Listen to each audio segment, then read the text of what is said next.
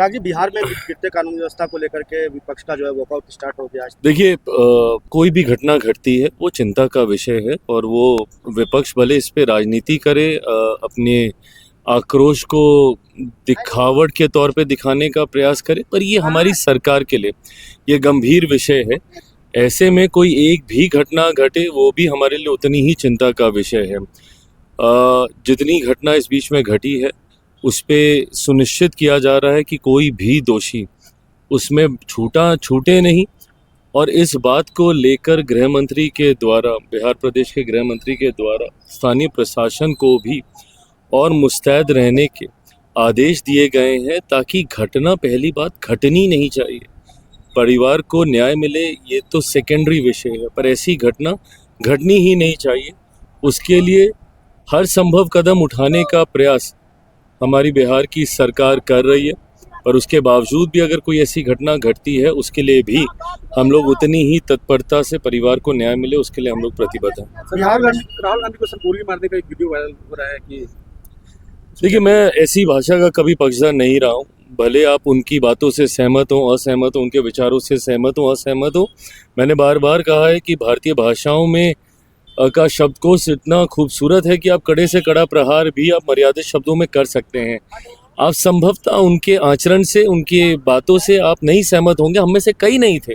जिस तरीके से राहुल जी का आचरण रहा और ख़ास तौर पे जिस तरीके से माननीय स्पीकर साहब को लेकर जिस तरीके से आक्रोश जताया गया, उनके कमरे में जाकर अविश्वास प्रस्ताव तक लाने की बात कही गई, हर किसी को आक्रोश है, पर कभी इसका मतलब ये नहीं है कि आप इस तरीके से कोई व्यक्ति उनको धमकी दे। नेता प्रतिपक्ष हैं, लोकतंत्र की खूबसूरती होती है विचारों में मतभेदों का होना, पर ऐसे में ऐसी भाषा का मैं कतई पक्षधर नहीं हूँ।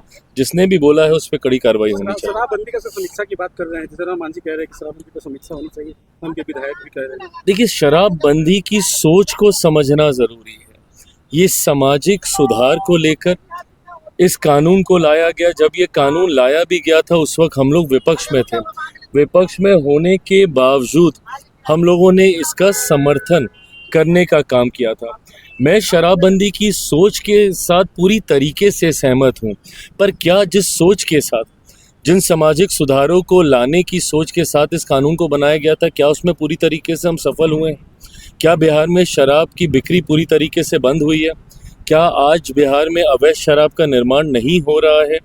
अगर ऐसी कुछ भी घटनाएं सामने आ रही हैं, और यकीनन सरकार के पास पूरा तंत्र है, सरकार को ज़्यादा जानकारी है इन तमाम विषयों को लेकर कि क्या ऐसा हो रहा है, नहीं हो रहा है, अगर इसमें कहीं भी त्रुटि दिख रही है तो ज़रूर इसके ऊपर चर्चा होनी चाहिए।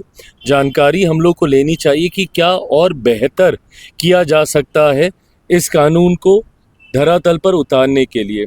मैं ये मानता हूँ कि कई ऐसे विषय होते हैं जो कि कानून की बजाय जन आंदोलन से आप उसको सफल बना सकते हैं। क्या इसको लेकर जनता के बीच हम उतनी जागरूकता फैला पा रहे हैं? क्या जनता के बीच इसकी जागरूकता फैलाने के लिए और ज़्यादा अभियान की हम लोग को ज़रूरत है? जनता को जागरूक करने की ज़रूरत है कि इसके प्रोज एंड कॉन्स क्या हैं। तो ऐसे में अगर कहीं पे भी हम लोगों में से हमें कोई कमी हो रही है, उस कमी को हम लोग कैसे दूर करें, उसके लिए मुझे लगता है कि इसकी समीक्षा ज़रूर होनी चाहिए। इस व्यवसाय से पीढ़ी दर पीढ़ी जुड़े हुए भी लोग हैं, पासी समाज के लोग हैं। उस वक्त भी जब ये कानून आया था तभी मैंने कहा था, पासी समाज के लोग हैं जो पीढ़ी दर पीढ़ी इस व्यवसाय से जुड़े हुए हैं, उनकी रोजी रोटी ये रही है। तो ऐसी चीज़ें और ताड़ी वगैरह एक ऐसी चीज़ें हैं जो कि प्राकृतिक पदार्थ की श्रेणी में आती है, उसको आप अल्कोहल की श्रेणी में नहीं डाल सकते हैं। तो क्या कुछ ऐसे रिलैक्सेशंस हम लोग को देने की ज़रूरत है? कई ऐसे निर्दोष हैं जो जेल में बंद हैं आज भी इस कानून की वजह से। तो मुझे लगता है कि तमाम ऐसे विषय हैं जिस पे और एक लंबा समय हो गया है, जब तक रेगुलर रिवीजन नहीं होगा तो कानून को ना हम बेहतर कर पाएंगे, ना जिस उद्देश्य से बना उसको पूरा कर पाएंगे। तो इसकी समीक्षा होनी चाहिए। राज्यसभा एआई समिट पे जो इतना बवाल चल रहा है, गलगोटिया यूनिवर्सिटी का चाइनीज रोबोट का लेके पूरा देश में थू हो रहा है। देखिए, जिस तरीके से एआई समिट में यूनिवर्सिटी गलगोटिया के द्वारा जिस तरीके से चीट करने का प्रयास किया गया, तुरंत सरकार ने उसके ऊपर कार्रवाई की। भविष्य में और भी कोई कड़े कदम उठाने की ज़रूरत पड़ेगी तो इसकी एक बार समीक्षा की जाएगी। समिट अब समाप्ति की ओर है। कई बड़े देशों के राष्ट्रीय अध्यक्ष आए, उन्होंने AI समिट की खूब सराहना की है। मैं मानता हूं कि देश भर में ये घटना ज़रूर थोड़ी सी दुर्भाग्यपूर्ण रही है, जिसने हमारे देश को गलत छवि में दिखाने का कार्य किया है। बट मैं मानता हूं कि जल्द अगर आगे भी कोई कदम उठाने की ज़रूरत पड़ेगी तो वो भी उठाए जाएंगे। सर राज्यसभा की सीट क्या लोजपा के खाते में है कि क्या क्या आपकी माँ राज्यसभा देखिए, मैं इस बात को स्पष्ट कह दूं, और जितनी बार आप पूछेंगे मैं उतनी बार कहूँगा कि मेरी माँ राजनीति में नहीं आना चाहती हैं। राज्यसभा की सीट, इससे पहले भी मैं प्रधानमंत्री जी का धन्यवाद करूंगा, भारतीय जनता पार्टी का धन्यवाद करूंगा कि मेरी माँ के लिए उन्होंने कई बार प्रयास किया कि वो राज्यसभा जाए, पर वो इस बात को लेकर एकदम, और मैं उनके इस फैसले का सम्मान करता हूँ, वो राज्यसभा या सक्रिय राजनीति में वो नहीं आना चाहती। तो ऐसे में राज्यसभा सीट को लेकर लोक जनशक्ति पार्टी ये ज़रूर सुनिश्चित करेगी कि एनडीए के हमारे जितने प्रत्याशी हैं, पांचों की पांचों सीट पुनः एनडीए के खाते में जानी चाहिए।